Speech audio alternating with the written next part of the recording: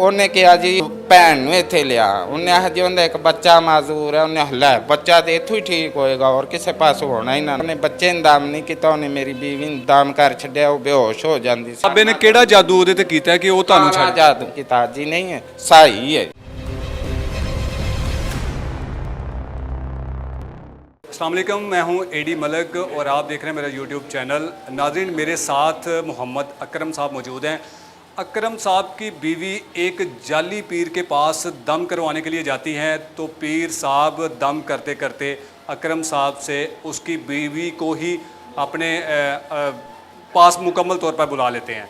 सारी कहानी क्या है, क्या ऐसा वाक़या हुआ था कि उनको उस जाली पीर के पास जाना पड़ा और इनको क्यों मालूम नहीं हुआ कि इनकी बीवी उस जाली वकील के पास क्यों गई और आगे वो बंदा, वो जो जाली पीर था, वो इसकी बीवी के साथ क्या कुछ करता रहा।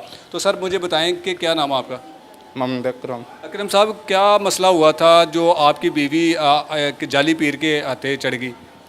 मेरा साला ਜਾਂਦਾ ਸੀ ਉਸ ਬਾਬੇ ਕੋਲ ਤੇ ਜਿਹੜੀ ਮੈਂ ਜਗ੍ਹਾ ਲਈ ਨਾ 6 ਮਰਲੇ ਆਪਣੀ ਬੀਵੀ ਦੇ ਨਾਂ ਲਵਾਈ ਸੀ ਤੇ ਸਾਲੇ ਨੇ ਕਿਹਾ ਕਿ ਮੈਂ ਬਾਬੇ ਕੋਲ ਜਾਣਾ, ਉਹ ਬਾਬਾ ਬੜਾ ਕਰਨੀਆਂ ਵਾਲਾ ਹੈ ਤੇ ਮੈਂ ਹਜ ਕਰਨੀਆਂ ਵਾਲਾ ਤੇ ਮੇਰੀ ਬੀਵੀ ਨੇ ਕਿਹਾ ਕਿ ਭਾ ਫਿਰ ਤੂੰ ਜਾਣਾ ਹੈ ਤੇ ਸਾਡੀ ਜਗ੍ਹਾ ਦਾ ਹਿਸਾਬ ਲਵਾ ਕਿ ਸਾਡੀ ਜਗ੍ਹਾ ਕਿਉਂ ਨਹੀਂ ਵਿਕਦੀ, ਅਸੀਂ ਇੱਥੇ ਵੇਚ ਕੇ ਤੇ ਅੱਗੇ ਜਾਣਾ ਸੁਸਾਇਟੀ 'ਚ।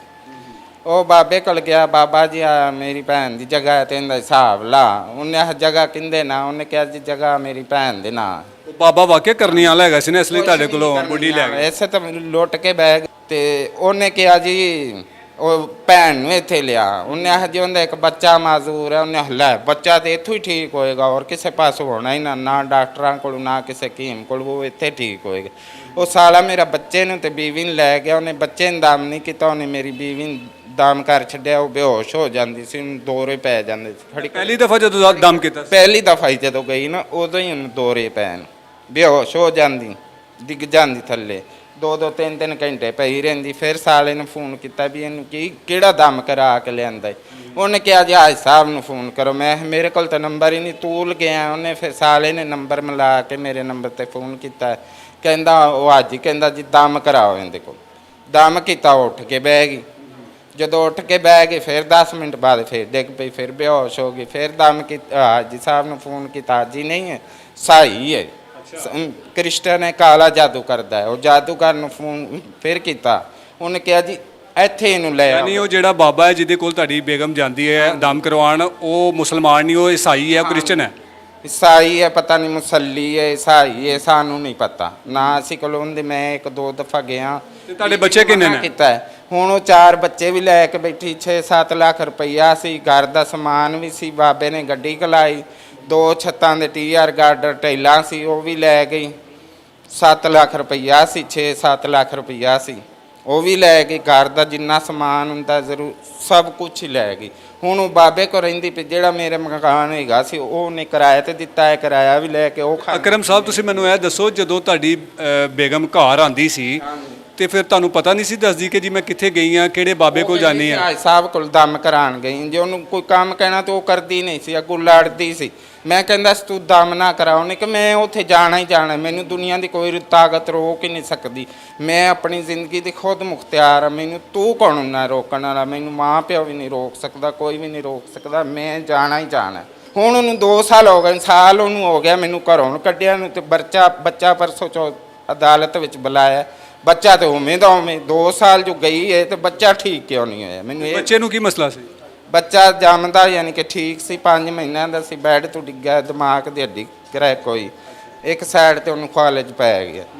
ਤੇ ਉਹ ਬਾਬੇ ਨੇ ਕਿਹਾ ਸੀ ਕਿ ਇਹਨੂੰ ਮੈਂ ਇੱਥੇ ਸੈੱਟ ਕਰਾਂਗਾ। ਉਹ ਸੈੱਟ ਤੇ ਨਹੀਂ ਹੋਇਆ। ਹੁਣ 2 ਸਾਲ ਉਹਨੂੰ ਹੋ ਗਏ ਨੇ ਉੱਥੇ ਜਾਂਦੀ ਨੂੰ। ਬੱਚਾ ਤੇ ਉਵੇਂ ਦਾ ਉਵੇਂ।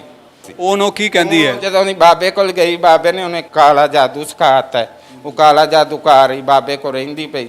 ਬੱਚੇ ਵੀ ਉੱਥੇ ਲੈ ਗਈ, ਨਾ ਉਹਨਾਂ ਨੂੰ ਪੜ੍ਹਾਉਂਦੀ ਪਈ ਨਾ ਲਿਖਾਉਂਦੀ ਪਈ। ਉਹਦੀ ਤੁਹਾਡੀ ਬੁੱਢੀ ਦੀ ਉਸ ਬਾਬੇ ਦੇ ਨਾਲ ਕੋਈ ਨਜਾਇਜ਼ ਤਾਲੁਕਾਤ ਬਣ ਗਏ? ਗਲਤ ਤਾਲੁਕਾਤ ਨੂੰ ਬਾਬਾ ਉਹਨੂੰ ਗਲਤ ਇਸਤੇਮਾਲ ਕਰ ਰਿਹਾ, ਖੇਲ ਬਣਾ ਕੇ ਉਹਨੂੰ ਰੱਖਿਆ ਹੈ। ਪਹਿਲੇ ਆਪਣੇ ਘਰ 'ਚ ਰੱਖਿਆ ਸੀ, ਹੁਣ ਉਹਨੇ ਘਰ ਤੋਂ ਕਿਤੇ ਉਹਨੂੰ ਸਾਈਡ 'ਤੇ ਰੱਖਿਆ ਹੈ। ਜਿਹੜਾ ਮੇਰੇ ਘਰ ਦਾ ਸਮਾਨ ਹੈ ਉਹ ਬਾਬੇ ਦੇ ਘਰ ਹੈ, ਇਸ ਟਾਈਮ ਹੀ ਮੌਜੂਦ ਪਿਆ। ਤੁਸੀਂ ਹੁਣ ਕੀ ਚਾਹੁੰਦੇ ਹੈਗੇ ਹੋ, ਕੀ ਹੋਣਾ ਚਾਹੀਦਾ? ਮੈਨੂੰ ਇਨਸਾਫ ਚਾਹੀਦਾ, ਮੈਨੂੰ ਮੇਰੀ ਜਗ੍ਹਾ ਵਾਪਸ ਚਾਹੀਦੀ, ਮੈਨੂੰ ਮੇਰੇ ਬੱਚੇ ਚਾਹੀਦੇ। ਬੀਵੀ ਬਾਬੇ ਕੋਲ ਜਾਵੇ ਤੇ ਭਾਵੇਂ ਜਿੱਥੇ ਮਰਜੀ ਜਾਵੇ। ਮੈਨੂੰ ਇਨਸਾਫ ਚਾਹੀਦਾ। ਤੁਸੀਂ ਉਹਦੇ ਖਿਲਾਫ ਕੋਈ ਬਾਬੇ ਦੇ ਖਿਲਾਫ ਕੋਈ ਕਾਰਵਾਈ ਕਰਵਾਈ ਹੈ? ਉਦੋਂ ਦਰਖਾਸਤ ਦਿੱਤੀ ਸੀ ਸਾਲ ਪਹਿਲੇ ਅੱਛਾ। ਕਿ 6 ਲੱਖ ਰੁਪਈਆ ਤੇ ਇਸ ਤਰ੍ਹਾਂ ਮੇਰੀ ਬੀਵੀ ਚੋਰੀ ਕਰਕੇ ਤੇ ਬਾਬੇ ਕੋਲ ਲੈ ਗਈ। ਘਰ ਦੇ ਜਿੰਨੇ ਰਜਿਸਟਰੀਆਂ ਇੰਤਕਾਲ ਸੀ, ਜਿਹੜੇ ਮੈਂ ਪਹਿਲੇ ਪਲਾਟ ਲੈ ਦਿੱਤੇ ਨਹੀਂ, ਇੱਕ ਨਹੀਂ ਲਿਆ, 5-6 ਲੈ ਦਿੱਤੇ ਨੇ, ਸਭ ਦੇ ਸਟਾਮ ਵੀ ਪਏ ਸੀ, ਰਜਿਸਟਰੀਆਂ ਵੀ ਸੀ, ਉਹ ਸਾਰਾ ਕੁਝ ਚੁੱਕ ਕੇ ਤੇ ਬਾਬੇ ਕੋਲ ਤੇ ਲੈ ਗਏ। ਕਿਹੜੇ ਥਾਣੇ ਤੁਸੀਂ ਇਹ ਦਰਖਾਸਤ ਦਿੱਤੀ? ਆਪਾਂ ਥਾਣਾ ਹੀ ਤੇ ਚੌਕੀ ਲੱਗਦੀ ਗੁੱਜਰ ਕਲੋਨੀ। ਅੱਛਾ। ਹੁਣ ਪੁਲਿਸ ਤੁਹਾਡੇ ਨਾਲ ਕੋਈ ਤਾਵਨ ਨਹੀਂ ਕਰਦੀ ਪਈ? ਨਹੀਂ, ਕੋਈ ਤਾਮਨ ਨਹੀਂ ਕਰ। ਬਾਬੇ ਨੇ ਕਿਹੜਾ ਜਾਦੂ ਉਹਦੇ ਤੇ ਕੀਤਾ ਹੈ ਕਿ ਉਹ ਤੁਹਾਨੂੰ ਕਾਲਾ ਛੱਡ? ਜਾਦੂ, ਕਾਲਾ ਜਾਦੂ ਕਰਕੇ ਤੇ ਉਹਨੂੰ ਯਾਨੀ ਕਿ ਆਪਣੇ ਪਿਆਰ ਚ ਪਾਗਲ ਕਰ ਲਿਆ। ਤੇ ਬਾਬੇ ਦਾ ਕੀ ਨਾਮ ਹੈਗਾ? ਹਾਜੀ ਆਬਾਦ ਅਲੀ ਮੰਗੇ ਸ਼ਹਿਰ ਚ ਰਹਿੰਦਾ। ਮੰਗੇ ਸ਼ਹਿਰ ਦਾ ਰਹਿਣ ਵਾਲਾ? ਹਾਂਜੀ ਅੱਛਾ। ਤੋਂ ਕੋਟ ਲਖਪਤ ਤੋਂ ਮੰਗੇ ਸ਼ਹਿਰ ਜਾਂਦੀ ਸੀ? ਹਾਂਜੀ, ਦਿੱਲੀ। ਉਹ ਦਿੱਲੀ ਬੁਲਾਉਂਦਾ ਸੀ ਤੇ ਦਿੱਲੀ ਜਾਂਦੀ ਸੀ, ਨਹੀਂ ਤੇ 8 ਦਿਨੀ ਤੇ ਉਹਦਾ ਪੱਕਾ ਸੀ ਹਰ ਕਿਸ ਜੁਮੇ। ਤਰ੍ਹਾਂ ਜਾਂਦੀ ਸੀ, ਕੀ ਕਹਿ ਕੇ ਜਾਂਦੀ ਸੀ? ਦਮ ਕਰਾਉਣ ਚੱਲੀ ਹਾਜੀ ਕੋਲ।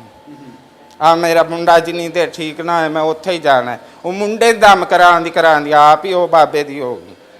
जी बिल्कुल, आपने इनकी सारी कहानी सुनी कि किस तरह जाली पीर सरगर्म हैं और जो हमारी सादा लोग ख़वातीन होती हैं इन जाली पीरों के शिकंजे में किस तरह आ जाती हैं और फिर किस तरह वो अपना सारा कुछ लुटा बैठती हैं। लेकिन वो ख़ातून इस वक्त उस जाली पीर के मुकम्मल शिकंजे में है और उसके साथ उसके नाजायज़ तल्लुकात भी हैं।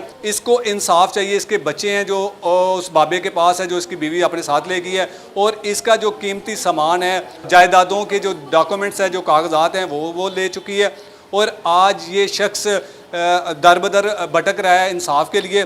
मुझे उम्मीद है कि आप लोग भी ऐसे जाली पीरों से मुहतात रहें, क्योंकि ऐसे पीर सिर्फ़ और सिर्फ आपकी इज़्ज़तों को निशाना बना सकते हैं और इनको किसी किस्म का कुछ भी दुनिया का या कोई ऐसे इल्म इनके पास कुछ नहीं है सिवाय ये गनौनी हरकतें करने के अलावा, और इन्हें कुछ नहीं आता। मुझे उम्मीद है कि इस जाली पीर के ख़िलाफ़ जल्द से जल्द कार्रवाई होगी और इस शख्स को ज़रूर इंसाफ मिलेगा। इसी के साथ मुझे दीजिए इजाज़त। अल्लाह हाफिज़।